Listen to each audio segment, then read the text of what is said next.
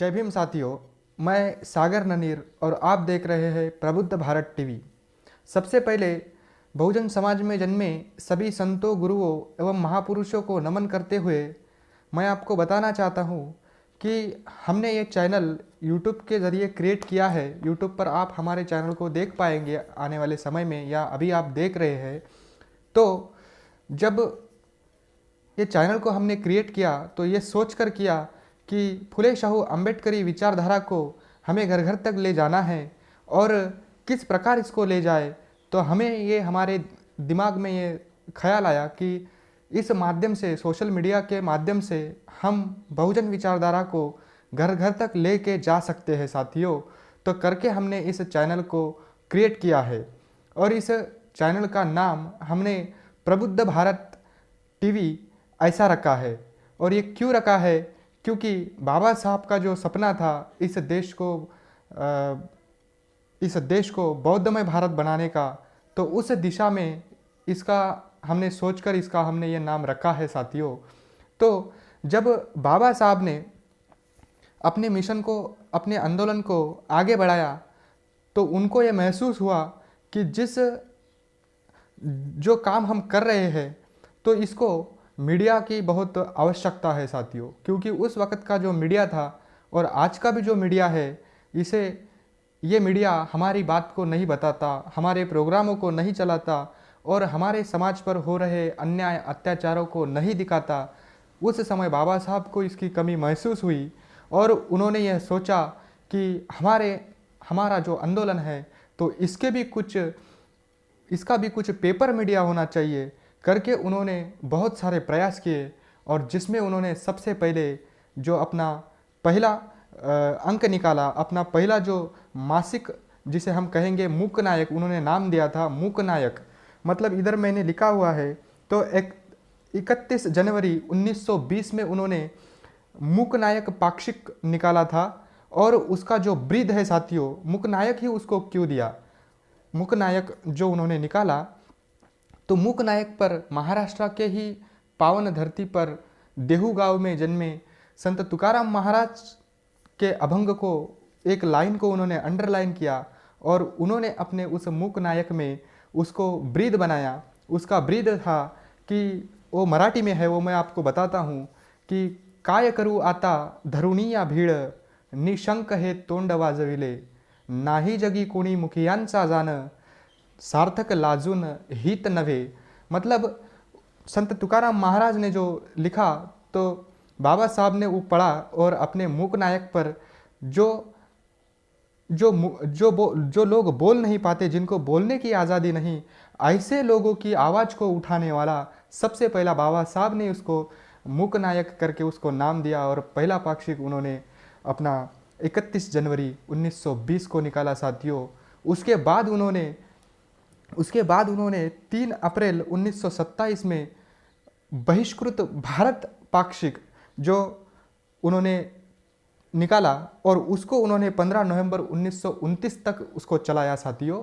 क्योंकि उस वक़्त का मीडिया बाबा साहब की या फुले शाहू, मतलब हमारी जो विचारधारा है, फुले शाहू की जो विचारधारा है या बाबा साहब की विचारधारा, उस वक़्त उनको समझ में आया कि ये लोग हमसे हमारा काम नहीं करने वाले, क्योंकि ये तो मनुवादी लोग हैं, ये उस विचारधारा से बने हुए हैं, ये उनका ही काम करेंगे। तो बाबा साहब को इसकी कमी महसूस हुई, और उन्होंने एक के बाद एक उसके बाद उन्होंने समता, उसके बाद जनता, और उसके बाद प्रबुद्ध भारत, ऐसे पाक्षिक को, मासिक पाक्षिक का निकाल कर अपने आंदोलन को चलाया साथियों।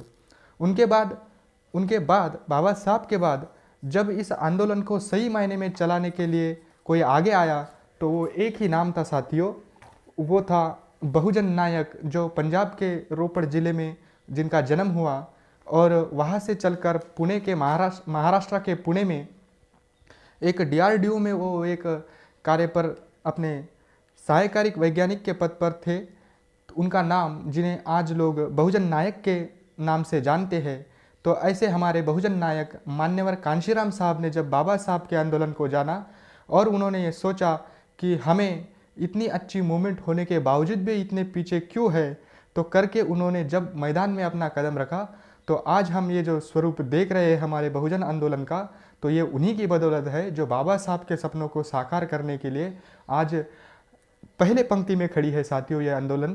तो इस आंदोलन को जब मान्यवर कांशीराम साहब ने बाबा साहब के बाद संभाला तो आज हम ये देख पा रहे हैं कि आज हम किस लायक बने हैं साथियों। तो जब मान्यवर कांशीराम जी को इस बात का इसकी कमी महसूस हुई मीडिया की, वो अपने जीते जी मीडिया को कहा करते थे कि ये मनुवादी मीडिया है, यह हमारी बात को नहीं चला पाएगा, ये मनुवादी मीडिया है, यह हमारे आंदोलन को नहीं दर्शाएगा, ठीक तरीके से नहीं दर्शाएगा। तो तभी उन्होंने ये सोचा कि हमारा भी न्यूज़ होना चाहिए, हमारा प्रिंट मीडिया होना चाहिए। तो उन्होंने सबसे पहले अप्रेस्ड इंडियन करके एक अंग्रेज़ी में उन्होंने एक मासिक पत्रिका निकाली और वो चलाने का काम किया साथियों, और आंदोलन को घर घर तक ले जाने का काम किया। और एक ही जो इंडियन अप्रेस्ड करके जो है तो वो उन्होंने एक ही नहीं चलाया, तो उन्होंने कहा कि इसके और 9 भाई होंगे, इसके और 9 भाई होंगे जो दबे कुचले समाज की सेवा करेंगे, जो दबे कुचले समाज की सेवा करेंगे। और उन्होंने कहा कि अप्रेस्ड इंडियन के और 9 भाई होंगे और जिनका जो लोकार्पण है मतलब इनका जो महत्वपूर्ण जो साप्ताहिक पत्रिकाएं होंगी, उन्होंने कहा बाबा कांशीराम जी ने, और इसका जो लोकार्पण है 3 केंद्रों से किया जाएगा। जो बहुजन नायक नाम से जो उन्होंने निकाला उसके बाद, तो वो 2 मुख्य भाषाओं में था, एक तो मराठी और हिंदी में। मराठी और हिंदी में इसका 3 मुख्य केंद्रों से इसका प्रकाशन होगा, इसको प्रकाशित किया जाएगा। और बहुजन संगठक नाम से भी उन्होंने एक अपना न्यूज़पेपर चलाया अपने आंदोलन को गति देने के लिए।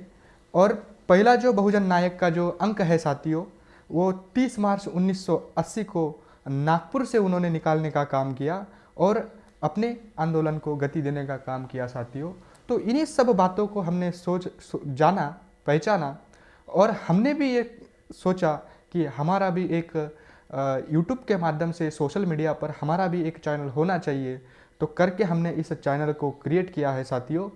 हमें, और जब हमने इसको क्रिएट किया तो हमने ये सोच कर क्रिएट किया कि हमें आने वाले समय में हमारे समाज पर जो भी अन्याय अत्याचार होते हैं तो हमें इसको इस चैनल पर दिखाकर समाज को जगाना है।